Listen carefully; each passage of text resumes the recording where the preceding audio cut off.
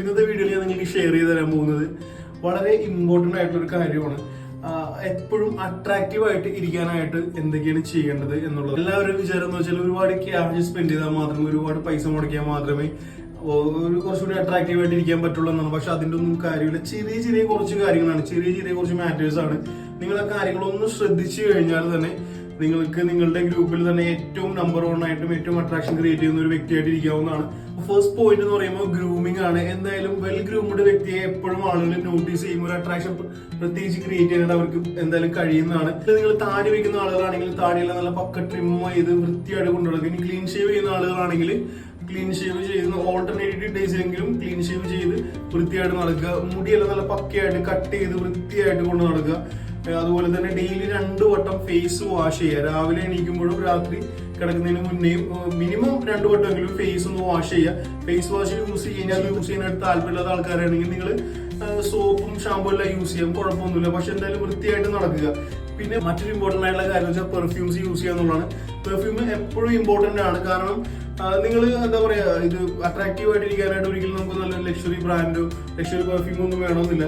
കൂട്ടത്തിൽ നിങ്ങൾ കയറി ചെല്ലുമ്പോൾ നല്ലൊരു പെർഫ്യൂം യൂസ് ചെയ്യണമെങ്കിൽ അതൊരു അട്രാക്ഷൻ ക്രിയേറ്റ് ചെയ്യാനായിട്ട് ഹെൽപ്പ് ചെയ്യുന്നതാണ്. ഇപ്പൊ നിങ്ങളുടെ മറ്റൊരു ഫ്രണ്ട് നല്ല ഡിസൈനർ ഗുച്ചി ബ്രാൻഡഡ് എല്ലാം ഡിസൈനർ ബ്രാൻഡഡ് ആയിട്ടുള്ള ക്ലോത്ത്സ് ധരിച്ചിട്ട് വരികയാണ്, പക്ഷെ പുള്ളി ബാഡ് ആയിട്ടാണ് സ്മെല് ചെയ്യുന്നതെങ്കിൽ അവിടെ ആ കാര്യങ്ങൾ പോവുകയാണ്. പക്ഷെ കൂടുതൽ നിങ്ങൾ നല്ല പെർഫ്യൂം യൂസ് ചെയ്ത് വെൽ ഗ്രൂംഡ് ആയിട്ടാണ് വരുന്നതെങ്കിൽ നിങ്ങളിൽ ഒരു അട്രാക്ഷൻ അവിടെ ക്രിയേറ്റ് ചെയ്യുന്നത്. അപ്പോൾ ഫസ്റ്റ് പോയിന്റ് എന്ന് പറയുമ്പോൾ ക്ലോത്ത്സിനെ കുറിച്ചാണ്. വെൽ ഫിറ്റ് ആയിട്ടുള്ള ക്ലോത്ത്സ് മാത്രം യൂസ് ചെയ്യുക.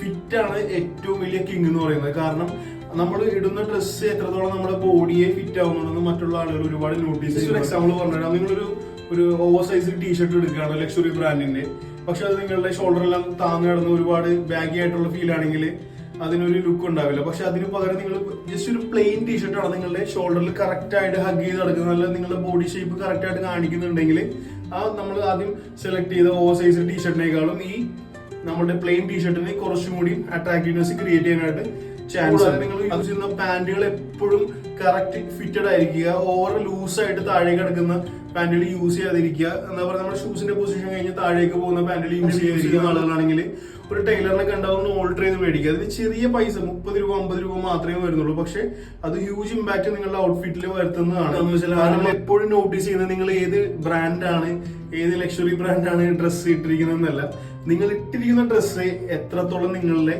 ബോഡിയെ സ്യൂട്ട് ചെയ്യുന്നു എന്നാണ് ആളുകൾ ശ്രദ്ധിക്കുന്നത്.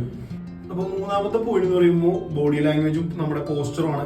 ബോഡി ലാംഗ്വേജും പോസ്റ്ററും നമ്മൾ ഒരു വാക്ക് മിണ്ടുന്നതിന് മുമ്പ് തന്നെ നമ്മളെ കുറിച്ച് കൂടുതൽ സംസാരിക്കും. കാരണം എന്താണെന്ന് വെച്ചാൽ ഇപ്പൊ നിങ്ങളൊരു കൂട്ടത്തിലേക്ക് ചെല്ലുകയാണ്, നിങ്ങൾ നല്ല സ്റ്റഡി ആയിട്ട് ഷോൾഡർ എല്ലാം വിടർത്തി ചെസ്റ്റ് ഒക്കെ വിരിച്ച് നല്ല പക്കയായിട്ട് നേരെ നോക്കി അങ്ങ് നടന്ന് ചെല്ലുന്നതും നിങ്ങൾ താഴെ നോക്കി കൂനിക്കൂടി ഇങ്ങനെ നടന്നതിലും തമ്മിൽ വ്യത്യാസമുണ്ട്.